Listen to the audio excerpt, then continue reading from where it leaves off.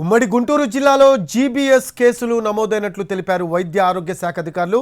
ఇప్పటివరకు 7 కేసులు నమోదైనట్లు చెబుతున్నారు. గులియన్ బారే సిండ్రోమ్ కేసులు వెలుగు చూడటంతో అధికారులు అప్రమత్తమయ్యారు. జీబీఎస్ బారిన పడిన పేషెంట్లకు ప్రభుత్వ హాస్పిటల్లో చికిత్స అందిస్తున్నారు వైద్యులు. గులియన్ బారే సిండ్రోమ్ కొత్త రకం వ్యాధి కాదని, ఎప్పటి నుంచో ఉన్న వ్యాధి అని వైద్య ఆరోగ్య శాఖ ప్రిన్సిపల్ సెక్రటరీ కృష్ణబాబు చెప్పారు. గుంటూరు ప్రభుత్వ ఆసుపత్రిలో గులియన్ బారే సిండ్రోమ్ బాధితులను పరామర్శించారు ఆయన. రాష్ట్ర వ్యాప్తంగా 10 జీబీఎస్ కేసులు నమోదయ్యాయని, బాధితులందరికీ ప్రభుత్వం ప్రత్యేక వైద్య సహాయం అందిస్తుందని అన్నారు. అలాగే స్టేట్లో డిఫరెంట్ ప్లేసెస్లో ఇంకొక 5 ఉన్నారు. ఆల్మోస్ట్ 10 మంది దాకా ఉన్నారు. బట్ ఏ మంత్ చూసినా మనం చూస్తే కనుక మేజర్ హాస్పిటల్ అంటే కేజీహెచ్ ఇక్కడ గుంటూరు, కర్నూలు ఇక్కడ కొంచెం ఎక్కువ వస్తాయి, తిరుపతి అండ్ కాకినాడ.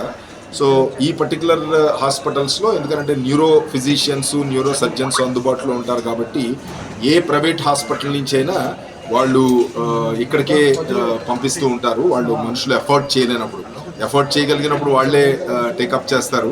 వాళ్ళు ఎఫర్ట్ చేయలేనప్పుడు ఇది ఇక్కడ పంపిస్తూ ఉంటారు. కాబట్టి ఈ మెయిన్ మనకి 6 హాస్పిటల్స్లోనే ఈ కేసెస్ ఎక్కువగా రిపోర్ట్ అవుతూ ఉంటాయి. సో అందుకనే ఈ పర్టికులర్ హాస్పిటల్స్లో మనం మరింత స్టాక్, మనం ఇంజెక్షన్స్ కానివ్వండి, ఇమ్యునోగ్లోబులిన్స్ స్టాక్ పెంచడం